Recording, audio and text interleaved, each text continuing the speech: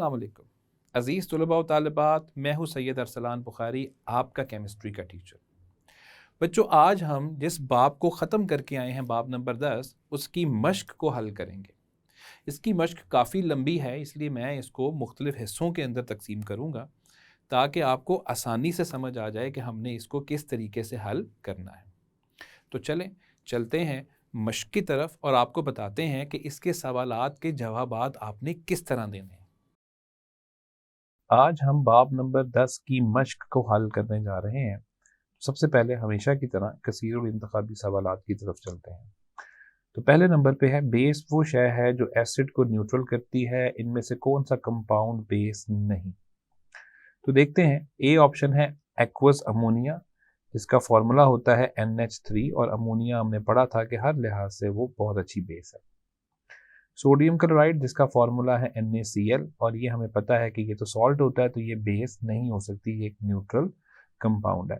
Calcium oxide की अगर हम बात करें तो वो भी बेस है। सोडियम कार्बोनेट जो है वो भी एक बेसिक सब्सटेंस है। तो सिर्फ हमारे पास सोडियम क्लोराइड ऐसा इसमें से ऑप्शंस में से है कि जो बेस नहीं है बल्कि एक सॉल्ट है। दूसरे सवाल पे आते हैं, इनमें से कौन सी खसूसियत लेविस एसिड बेस की नहीं। तो सबसे पहले ये समझिए कि लेविस एसिड और लेविस बेस होता क्या है। लेविस के नजरिए की बुनियाद मैंने आपको बताई थी कि वो इलेक्ट्रॉन पेयर के ऊपर है। जो इलेक्ट्रॉन पेयर खारिज करेगा वो होगा बेस, और जो इलेक्ट्रॉन पेयर हासिल करेगा वो होगा एसिड। तो और उनके दरमियान जो बॉन्ड बनता है वो बॉन्ड होता है कोऑर्डिनेट कोवलेंट बॉन्ड। तो देखते हैं ऑप्शन ए को, एडक्ट का बनना, एडक्ट तो बनता है। बी, कोऑर्डिनेट बॉन्ड का बनना, कोऑर्डिनेट बॉन्ड भी बनता है। सी, इलेक्ट्रॉन पेयर का देना और कबूल करना, ये तो इसकी बुनियादी इकाई है। डी पे आते हैं, प्रोटॉन का देना और कबूल करना, तो ये ऑप्शन हम इसके ऊपर निशानदेही करेंगे कि ये लेविस एसिड और बेस की खसूसियत नहीं है, क्योंकि प्रोटॉन का देना और हासिल करना लेविस के नजरिए में नहीं, ब्रॉन्स्टेड के नजरिए में होता है। तीसरा सवाल है जी, एसिटिक एसिड इस्तेमाल होता है। एसिटिक एसिड के बारे में याद कीजिए कि इसका हमने सबसे पहले तो हम इसका फॉर्मूला पढ़ेंगे। इसका फॉर्मूला होता है CH3COOH। इसके बारे में हमने पढ़ा था कि ये खुराक को खुश जायका और महफूज करने के लिए इस्तेमाल होता है। तो देखते हैं वो है या नहीं। तो खुराक को खुश जायका बनाने के लिए, धमाका खेज अशिया के लिए, नक्शो नगार बनाने के लिए, या मेटल्स की सफाई के लिए, तो ये ए ऑप्शन है, यानी खुराक को खुश जायका बनाने के लिए। चौथे पे आते हैं जी, इनमें से कौन सा आयन सॉल्ट में नहीं होता। तो बच्चों, सबसे पहले तो आप सॉल्ट की बनावट देखो ना, ये बात आपको सॉल्ट की बनावट से समझ लगेगी। मैं आपको बताता हूं सॉल्ट बनता कैसे है। ये रहा बेस सोडियम हाइड्रोक्साइड, और ये रहा HCl हाइड्रोक्लोरिक एसिड, इनसे बनेगा NaCl और साथ में बनेगा पानी। अच्छा, अब NaCl दो तरह के आयंस में तब्दील होता है, Na पॉजिटिव जो कि है केटाइन, और Cl नेगेटिव जो कि है एनाइन।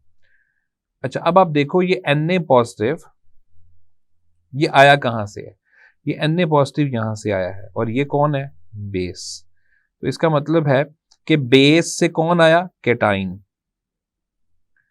तो पॉजिटिव चार्ज वाला बेस से आया, इसीलिए इसको कैटाइनिक रेडिकल कहा जाता है। अच्छा जी, अब ये Cl नेगेटिव को देखो, Cl नेगेटिव कहां से आया है, एसिड से, ठीक है, और ये नेगेटिव है, तो ये अच्छा, ये चूंकि केटाइन बेस से आया तो केटाइनिक रेडिकल भी कहते हैं और बेसिक रेडिकल भी कहते हैं, दो नाम है। तो केटाइनिक रेडिकल और बेसिक रेडिकल। और ये Cl नेगेटिव कहां से आया, एसिड से आया, इसलिए इसको कहा जाएगा कि ये एसिडिक रेडिकल है। तो अब हम जाते हैं हमारी ऊपर की इबारत की तरफ कि इनमें से कौन सा आयन सॉल्ट में नहीं होता। तो देखते हैं, मेटेलिक कैटाइन ये तो होता है, नॉन मेटेलिक एनाइन ये भी होता है, जैसे Cl नजर आ रहा है। बेस के एनाइन, बेस के एनाइन नहीं है, एनाइन तो कहां से आता है, वो तो एसिड से आता है, बेस से तो केटाइन आना है, तो इसका मतलब है सी ऑप्शन को हम उस पे सही की निशानदेही करेंगे। पांचवें सवाल पर आते हैं बच्चों कि अगर किसी माया की पीएच 7 हो तो ये होगा। जाहिर आपको पता है कि पीएच अगर 7 हो, पीएच का ताल्लुक ही एसिड या बेस होने से है। 7 से कम पीएच हो तो एसिड होता है, 7 से ज्यादा हो तो बेसिक होता है, 7 हो तो वो चीज न्यूट्रल होती है, तो सी ऑप्शन दुरुस्त है, वो चीज न्यूट्रल होगी। छठे सवाल पे आते हैं, एक सॉल्ट हमेशा, अब देखते हैं कि सॉल्ट, ये सवाल बना है सॉल्ट की खसूसियात में से, एक सॉल्ट में हमेशा क्या होगा। ए ऑप्शन है आइंस पर मुश्तमिल होता है, गौर कर लेते हैं बाकियों के ऊपर, ये बात दुरुस्त मालूम होती है लेकिन पहले गौर कर लेते हैं। बी ऑप्शन है वाटर ऑफ क्रिस्टलाइजेशन पर मुश्तमिल होता है, वाटर ऑफ क्रिस्टलाइजेशन होते तो जरूर हैं लेकिन हमेशा नहीं होते, हमेशा नहीं होते, किसी किसी में होते हैं, किसी किसी में नहीं होते। मैं आपको मिसाल देता हूं, NaCl के अंदर सोडियम क्लोराइड को अगर पानी में हल करें तो वाटर ऑफ क्रिस्टलाइजेशन नहीं बनते। सी ऑप्शन है जी पानी में हल होना, आपको पता है कि इसमें भी एक होते हैं सोल्यूबल सॉल्ट और एक होते हैं इनसोल्यूबल सॉल्ट, तो ये सारों के अंदर नहीं होता। और अब आते हैं डी ऑप्शन की तरफ, तो डी ऑप्शन कहता है जी क्रिस्टल्स बनाता है जो इलेक्ट्रिसिटी को गुजरने देती है, नहीं तो फिर ए ऑप्शन ही दुरुस्त मालूम होता है कि तमाम सॉल्ट्स जो होते हैं वो आयनिक कंपाउंड ही होते हैं और उनमें आइंस का होना जरूरी होता है। सातवें सवाल की तरफ आते हैं, डाइल्यूट एसिड्स कार्बोनेट्स के साथ रिएक्शन करके मंदरजा जहर में से कौन सा प्रोडक्ट नहीं बनाते। तो सबसे पहले तो इसकी जरा आप मसावात देख लें, मैंने आपको जो बताई थी, मैंने आपको बताया था कि आपके पास होगा एसिड और कार्बोनेट, जब एसिड और कार्बोनेट का रिएक्शन हो जाए तो क्या बनता है, हमने पढ़ा था कि इससे बनता है सॉल्ट, साथ में बनता है पानी और साथ में एक गैस पैदा होती है जिसका नाम है कार्बन डाइऑक्साइड। तो ये चीजें बनती हैं। अब हम देखते हैं ऑप्शंस में हमें क्या दिया हुआ है। ए में सॉल्ट है तो सॉल्ट तो बनता है, बी में पानी है, पानी भी बनता है, सी में कार्बन डाइऑक्साइड वो भी बनता है, डी हाइड्रोजन, हाइड्रोजन इस रिएक्शन से नहीं बनता, तो डी ऑप्शन के ऊपर हम निशानदेही करें क्योंकि हमसे पूछा गया जो नहीं बनता। आठवें पे आते हैं जी इनसोल्यूबल सॉल्ट्स की तैयारी के लिए कौन सा बयान गलत है। सबसे पहले ये देखें कि इनसोल्यूबल सॉल्ट बनते कैसे हैं। इनसोल्यूबल सॉल्ट तब बनते हैं, याद कीजिए, जब हम दो सॉल्यूबल सॉल्ट्स को मिला देते हैं। तो दो सॉल्यूबल सॉल्ट्स को मिलाते हैं, उनके एक्वस सॉल्यूशंस को, और उससे क्या बनता है, एक सॉल्यूबल सॉल्ट बनता है और एक इनसोल्यूबल सॉल्ट बनता है। ये मैंने आपको रिएक्शन स्कीम की सूरत में करवाया था अगर आप याद करें। तो ए ऑप्शन पे देखते हैं जी, दो सॉल्यूबल सॉल्ट्स के सॉल्यूशन को मिक्स किया जाता है, ये तो होता है। बनने वाले दोनों सॉल्ट्स सॉल्यूबल होते हैं, नहीं, एक सॉल्ट सॉल्यूबल होगा दूसरा इनसोल्यूबल होगा। बहरहाल बाकी दो ऑप्शंस को देख लें, बनने वाले सॉल्ट्स में से एक इनसोल्यूबल है, ये तो होता है, हमसे गलत बयान पूछा जा रहा है जो नहीं होता। बनने वाले दोनों सॉल्ट्स इनसोल्यूबल होते हैं। तो अब हमारे पास जो चीज आ रही है कि बनने वाले दोनों सॉल्ट्स सॉल्यूबल होते हैं, बी ऑप्शन को हम टिक करेंगे। वजह क्या है, वजह यह है कि वो दोनों बनने वाले सॉल्ट्स दोनों इनसोल्यूबल भी हो सकते हैं, वो ऑप्शन भी होती है। ज्यादातर यही चीज होती है, एक सॉल्यूबल होगा दूसरा इनसोल्यूबल होगा, लेकिन बी ऑप्शन हरगिज नहीं हो सकता क्योंकि हम बना ही इनसोल्यूबल सॉल्ट्स रहे हैं बच्चों, तो उसमें जाहिर है कम से कम एक सॉल्ट तो इनसोल्यूबल होगा, वो दोनों सॉल्यूबल नहीं हो सकते। चलते हैं 9वें सवाल की तरफ। एक एसिड और बेस के दरमियान रिएक्शन से बनता है, आपको पता है ये तो बड़ा मशहूर न्यूट्रलाइजेशन रिएक्शन है कि एसिड और बेस से सॉल्ट और पानी ही बनता है, तो हम ऑप्शन ए को टिक करेंगे। आगे आते हैं, HPO4-2 का कॉन्जुगेट एसिड कौन सा है। बच्चों इसमें यह समझिए कि कॉन्जुगेट एसिड बनता कैसे है। मैं आपको एक मिसाल देता हूं। देखिए, मैं अगर रिएक्शन करवा दूं पानी का और अमोनिया का, तो पानी और अमोनिया के रिएक्शन से बनता है NH4 पॉजिटिव और साथ में बन जाता है OH नेगेटिव। साफ नजर आ रहा है कि पानी में से प्रोटॉन निकला है, ठीक है, पानी में से प्रोटॉन निकला है और अमोनिया में जो नाइट्रोजन है उसके साथ चला गया। तो पानी ने तो प्रोटॉन को खारिज कर दिया, तो पानी हो गया एसिड, और ये जो है NH3 जो है वो हो गया बेस। अब देखो बेस से क्या बन रहा है, कॉन्जुगेट एसिड। ठीक हो गया बच्चों। तो इसका मतलब है कि कॉन्जुगेट एसिड कैसे बना, देखो कॉन्जुगेट एसिड कब बनता है, जब बेस प्रोटॉन हासिल कर ले। ठीक है, ये NH3 जो था, इस NH3 ने प्रोटॉन हासिल किया और प्रोटॉन हासिल करके NH4 बना दिया, जो कि है कॉन्जुगेट एसिड। तो अब आपने क्या करना है, अगर इसका कॉन्जुगेट एसिड चेक करना है, देखो इसमें प्रोटॉन दाखिल करके देखो। जब ये प्रोटॉन दाखिल कर लेगा अपने अंदर, तो फिर हमें पता चलेगा कि इसका क्या होगा कॉन्जुगेट एसिड।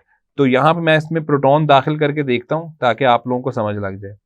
ये पड़ा हुआ है HPO4-2, हम इसमें प्रोटॉन दाखिल कर रहे हैं। तो जैसे ही प्रोटॉन दाखिल करेंगे, एक H का इजाफा हो जाएगा, ये हो जाएगा H2PO4, और एक माइनस चार्ज कम हो जाएगा क्योंकि एक पॉजिटिव ऐड हुआ है। तो ये इसका कॉन्जुगेट एसिड बनेगा बच्चों, ये वाला H2PO4-। तो देख लेते हैं कि हमारा जवाब कहाँ है। तो सी ऑप्शन हमें दुरुस्त मालूम हो रहा है, हम सी के ऊपर उसकी निशानदेही कर लेते हैं।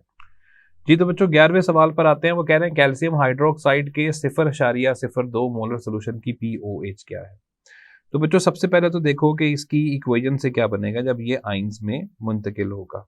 तो इसकी मसावात देखते हैं। ये जैसे ही आइंस में मुंतकिल होगा, इससे बनेंगे Ca+2 और बेटा 2 बनेंगे OH नेगेटिव। ठीक है जी, तो इसका मतलब है इसमें OH जो बन रहे हैं उनकी मिकदार क्या है, उनकी मिकदार डबल है।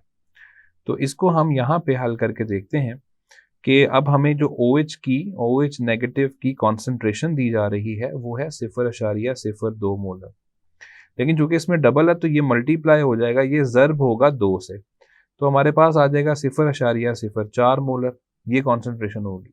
तो pOH का फॉर्मूला लगाएं, माइनस लॉग लेते हैं ना हम OH नेगेटिव कॉन्सेंट्रेशन का। तो बच्चों जैसे ही हम इसका माइनस लॉग लेंगे किसका, 0.04 का, तो ये हमारे पास आंसर आ जाएगा 1.39। तो ये हमारे पास बी ऑप्शन दुरुस्त आ रहा है, 1.397, ये हमारे पास इसका जवाब आ जाएगा। आप इसको कैलकुलेटर से करके भी देख सकते हैं। 12वें सवाल पे आते हैं। मंदरजा झैल में से कौन सी एम्फोटेरिक नहीं है। पानी तो एम्फोटेरिक होता ही है, अमोनिया भी एम्फोटेरिक साफ नजर आ रहा है क्योंकि ये हाइड्रोजन दे भी सकता है ले भी सकता है क्योंकि नाइट्रोजन के ऊपर लॉन पेयर मौजूद है। HCO3 भी हमें एम्फोटेरिक ही नजर आ रहा है क्योंकि ये हाइड्रोजन दे भी सकता है और एक हाइड्रोजन लेके कार्बोनिक एसिड भी बना सकता है। डी जो है ये हमें नजर आ रहा है कि ये हाइड्रोजन दे नहीं सकता, हाइड्रोजन ले सकता है, दे नहीं सकता क्योंकि इसके पास हाइड्रोजन है नहीं, इसलिए ये एक एम्फोटेरिक चीज नहीं है। एम्फोटेरिक वो होता है जो एसिड और बेस दोनों के तौर पे काम करे। 13वें सवाल पे आते हैं। लेविस एसिड बेस रिएक्शन की प्रोडक्ट एडक्ट में कौन सा बॉन्ड होता है। ये भी हम थोड़ी देर पहले भी पढ़ के आए थे कि उसमें कोऑर्डिनेट कोवलेंट बॉन्ड होता है। कोऑर्डिनेट कोवलेंट बॉन्ड होने की वजह क्या है कि इलेक्ट्रॉन पेयर जो है वो मुंतकिल होता है ना, तो इलेक्ट्रॉन पेयर के मुंतकिल होने से आपको पता है कि जो बॉन्ड बनता है वो कोऑर्डिनेट कोवलेंट बॉन्ड ही बनता है। तो इसमें इलेक्ट्रॉन पेयर की मुंतकिली होती है। 14वें पे आते हैं। वाटर ऑफ क्रिस्टलाइजेशन किसका जिम्मा है। याद कीजिए मैंने बड़ी तफसील से पढ़ाया था कि वाटर ऑफ क्रिस्टलाइजेशन की वजह से सॉल्ट्स की साख्त पे काफी ज्यादा फर्क पड़ता है। तो ये क्रिस्टल्स की देखते हैं। ए ऑप्शन है क्रिस्टल के मेल्टिंग पॉइंट्स, नहीं, इसका मेल्टिंग पॉइंट से कोई ताल्लुक नहीं है। बॉइलिंग पॉइंट उससे भी नहीं है। क्रिस्टल्स की अशकाल से जरूर इसका ताल्लुक है क्योंकि क्रिस्टल्स की मुख्तलिफ शक्लें होती हैं, जैसे टेट्राहीड्रल स्ट्रक्चर होती है, रोम्बिक शक्ल होती है, इसके अलावा एक ऑर्थोरोम्बिक, रोम्बिक ऑर्थोरोम्बिक एक ही बात है। इसके अलावा हमारे पास टेट्रागोनल स्ट्रक्चर होता है, इसके अलावा मोनोक्लिनिक शक्ल होती है। तो मुख्तलिफ अशकाल होती हैं और उसमें वाटर ऑफ क्रिस्टलाइजेशन का बड़ा किरदार होता है जो कि इंशाल्लाह बड़ी क्लासेस में जाके आप पढ़ेंगे। 15वें सवाल पे आते हैं। गैस को खुश्क करने के लिए कौन सा सॉल्ट इस्तेमाल होता है। ड्राइंग एजेंट हमें इसमें से ढूंढना पड़ेगा। तो NaCl तो ड्राइंग एजेंट नहीं है, सोडियम सिलिकेट भी नहीं है। ए और सी दोनों के अंदर बच्चों कैल्शियम क्लोराइड के अंदर भी ये खसूसियत होती है, कैल्शियम ऑक्साइड के अंदर भी होती है, लेकिन चूंकि ज्यादा अच्छी खसूसियत कैल्शियम क्लोराइड में होती है इसलिए हम इसको लिखेंगे। तो ये हमारा एक अच्छा ड्राइंग एजेंट है। तो ये एक अच्छा ड्राइंग एजेंट है। जी बच्चों 16वें सवाल पे आते हैं कि जब फेरिक क्लोराइड FeCl3 में सोडियम हाइड्रोक्साइड एक्वस सोल्यूशन मिलाया जाता है तो फेरिक हाइड्रोक्साइड बनता है। ये हमने जब रसूब साजी पढ़ रहे थे वहाँ हमने पढ़ा था कि फेरिक क्लोराइड के अंदर जैसे ही हम सोडियम हाइड्रोक्साइड का एक्वस सोल्यूशन डालते हैं तो उससे आयरन हाइड्रोक्साइड बनता है, यानी जिसको फेरिक हाइड्रोक्साइड कहा जाता है, और साथ में NaCl बन जाता है, सोडियम क्लोराइड। ये पीपीटी बनता है। अब वो पूछ रहे हैं कि इस पीपीटी का रंग क्या होता है, वो कह रहे हैं इस रसूब का रंग क्या होता है। सबसे पहले इस मसावात को बैलेंस कर लेते हैं। तो क्लोरीन देखिएगा, क्लोरीन यहाँ पे 3 है, यहाँ 1 है, तो मुझे यहाँ पे 3 लगाना पड़ेगा। क्योंकि सोडियम भी 3 हो गए हैं तो मुझे यहाँ पे 3 लगाना पड़ेगा। तो पूरी मिसाल जो है, पूरी जो एक मसावात है वो बैलेंस हो गई है। और बच्चों याद रखिएगा, हमने पढ़ा था कि इसका रंग जो होता है वो ब्राउन कलर होता है, यानी भूरा सा कलर होता है। तो डी ऑप्शन दुरुस्त है, ब्राउन कलर होता है इसका। जी, तो अब आते हैं 17वें सवाल पे, सल्फ्यूरिक एसिड का कॉन्जुगेट बेस क्या है। अच्छा, सल्फ्यूरिक एसिड का कॉन्जुगेट बेस क्या होगा भला? कॉन्जुगेट बेस कब बनता है? देखो, हमने पढ़ा था कि कॉन्जुगेट बेस बनता है ब्रोंस्टेड एसिड से। अब ब्रोंस्टेड एसिड का काम क्या होता है? ब्रोंस्टेड एसिड का काम होता है कि उस बेचारे ने प्रोटॉन यानी H पॉजिटिव को खारिज करना होता है। तो जब ये H पॉजिटिव खारिज कर देगा तो जो बाकी हिस्सा बच जाएगा उसे कहा जाएगा कॉन्जुगेट बेस। क्योंकि ये है एक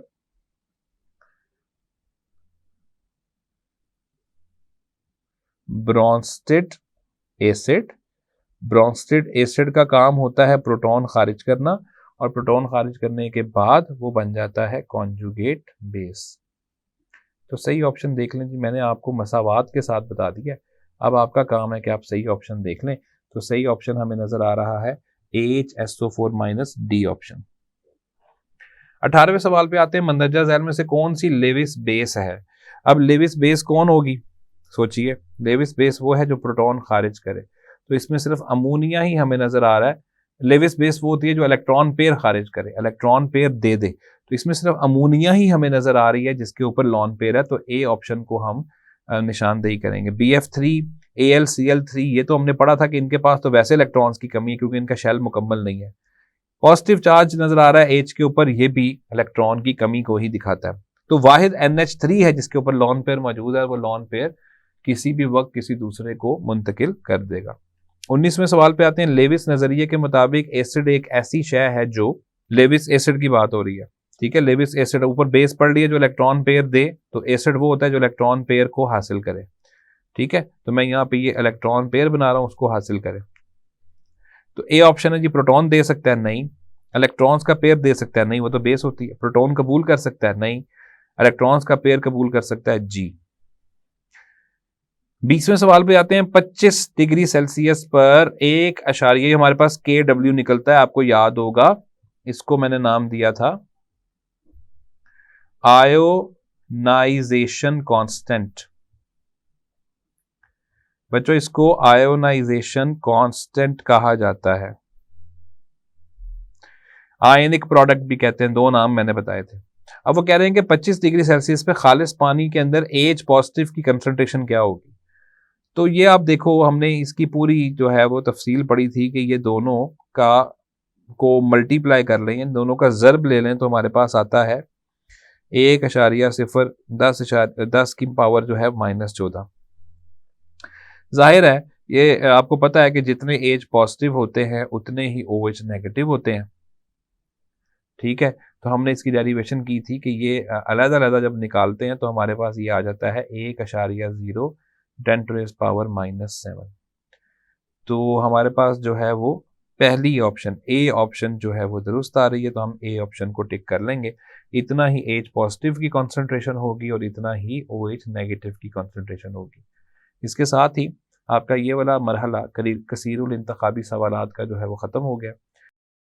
जी, तो बच्चों आज हमने मश्क को हल किया है बाब नंबर 10 की, और हमने देखा कि काफ़ी लंबी थी, लेकिन बहरहाल एक दफ़ा दोबारा हमने पूरे बाब को फिर से कर लिया।